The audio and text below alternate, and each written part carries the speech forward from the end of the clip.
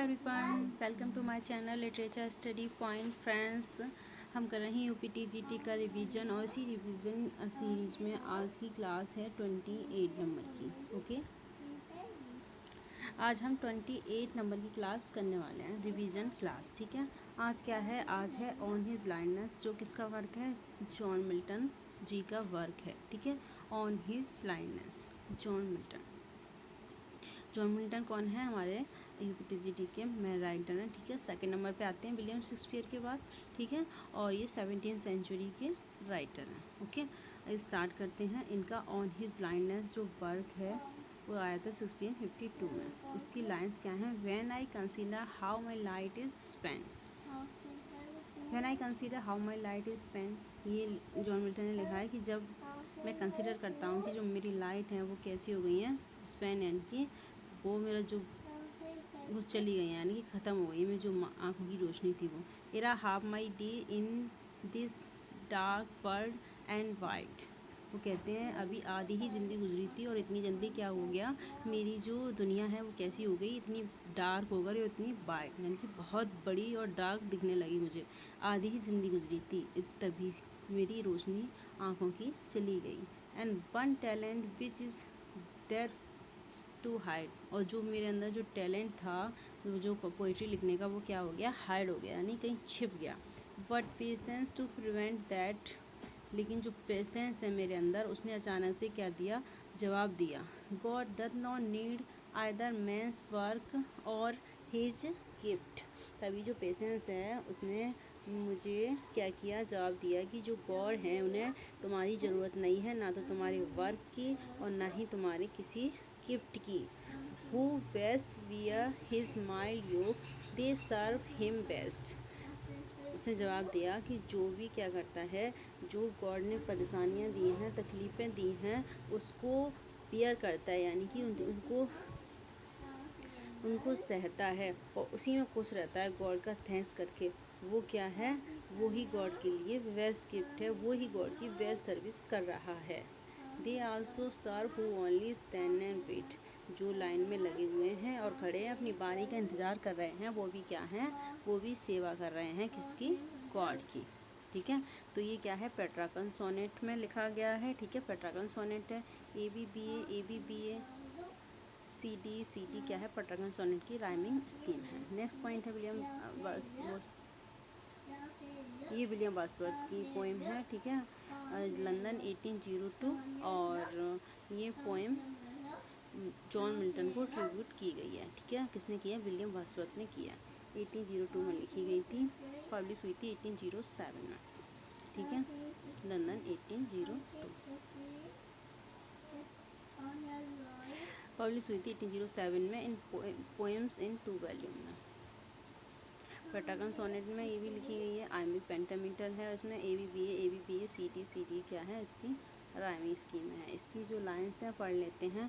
Milton, thou shouldst be living at this hour, England have need of thee, she is a fen of stagnant water, we are selfish man, oh raise us up, return to us again, thy soul was like a star, thou hadst a voice whose sound was like the sea। इसमें William Wordsworth कहते हैं, Milton जो कि अब उनकी death हो चुकी है, उनको आह्वान करते हुए कहते हैं कि Milton, thou shouldst be living at this hour, England को आपकी ज़रूरत है, आपको यहाँ होना चाहिए, क्योंकि ये जो हमारा इंग्लैंड है वो कैसा हो गया है? फैन ऑफ स्ट्रेंथ वाला, बिल्कुल कैसा हो गया है? जो जो ये वाटर है इंग्लैंड का, वो कैसा हो गया है? बेकार हो गया है बिल्कुल।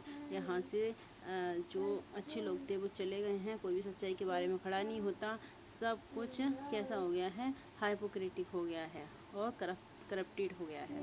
वी आर सेल्फिश मैन, हम सेल्फिश हो गए हैं।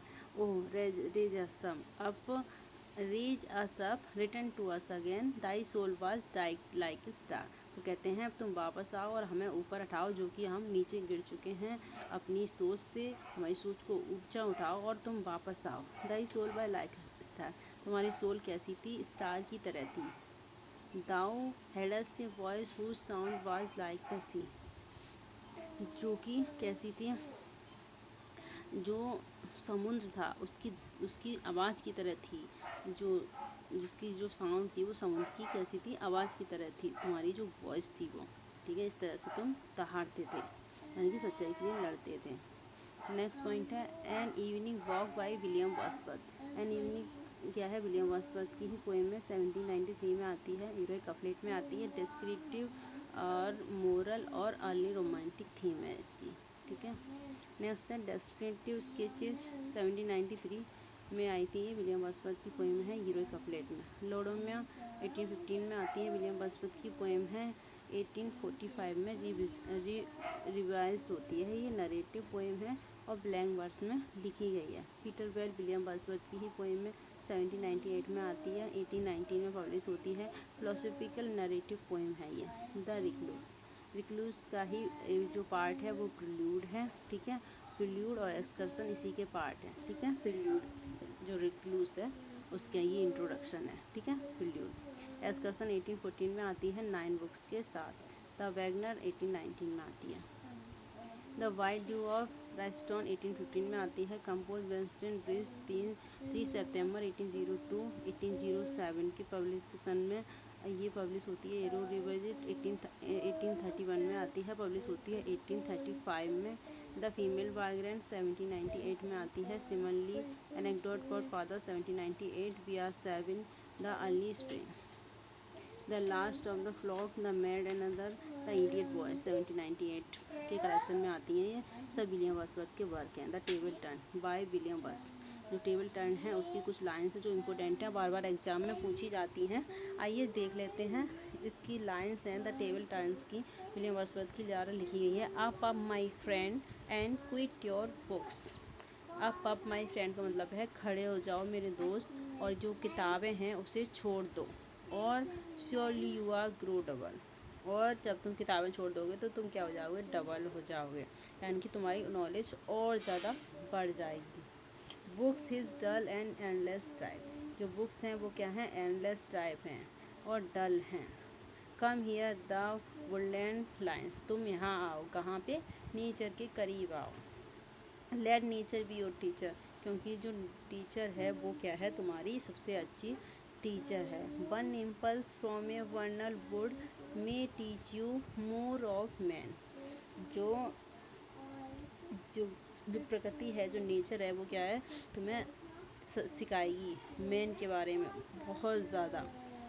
Enough of science and art, जो साइंस है और आर्ट है वो क्या हो गई, बहुत हो चुकी, बहुत पढ़ ली है। क्लोज अप, अब इन्हें बंद कर दो। ये क्या है, एक पैरन लीव्स हैं, कौन, बुक्स, ठीक है। ये किसने बोला है, विलियम वर्ड्सवर्थ ने बोला है द टेबल टर्न्स में, ठीक है। नेक्स्ट है ओल्ड मैन ट्रेवलिंग 1798 में आती है। The complaint of A for second Indian woman, the convict 1798 में आती है।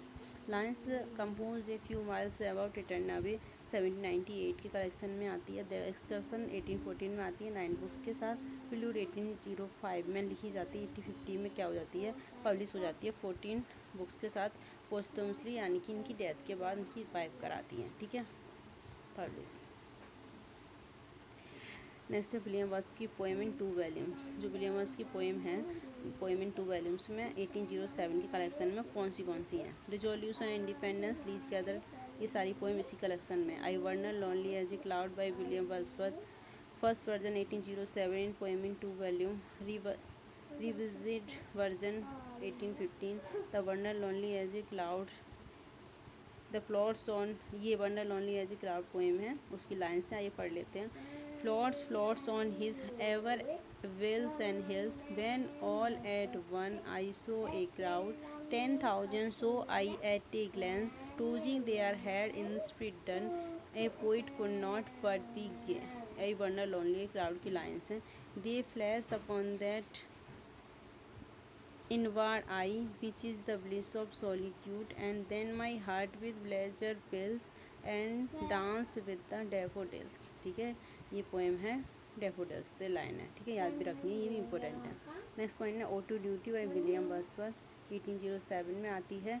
जो इम्पोर्टेंट पोएम है उनकी लाइंस को भी याद रखना है, जो ओ टू ड्यूटी है वो भी इम्पोर्टेंट है, उसकी भी लाइंस को याद रखना है। ये है son daughter of the voice of God. Voice of God किसको बोला है? सन ड्यूटी को बोला है सन डॉटर, ठीक है। वॉइस ऑफ गॉड किसको बोला है? ड्यूटी को बोला है। Oh duty, if that name thou love, who art a light to guide a road, to humble function a full power, I call thee, I myself commend unto thy guidance from this hour. Oh, let my weakness have an end. इसकी line है। Next है solitary reaper. Solitary reaper से बहुत ज़्यादा question पूछे जाते हैं exam में। विलियम वर्ड्सवर्थ की 1807 की लेसन में आती है। Solitary reaper, behold her single in the field, yon solitary highland lass. यहाँ लास, ये लास क्या है? लड़की है, ठीक है, स्कॉटलैंड की। Reaping and singing by herself, झुका रही है और काट रही है अपने खेतों को। स्टॉप हियर और जेंटल पास, और no nightingale did ever chant, more welcome notes to weary bands. Writer का कहना है कि यहाँ या तो चुपचाप लड़की का गाना सुनो या चले जाओ। कोई भी नाइटिंगेल ने ऐसा गाना नहीं गाया हुआ जितनी मीठी आवाज़ में वो गा रही है। More welcome notes to weary bands, यहाँ पे जो वेरी बैंड्स यानी कि जो लोग हैं वहाँ थक आराम करते हैं, जहाँ पे जो कोयल गाती है उन पेड़ों के नीचे जिस तरह से लोग बैठते हैं और आराम करते हैं, ऐसी कोयल ने भी आज तक गाना नहीं गाया हुआ जैसे कि इस लड़की ने गाया है।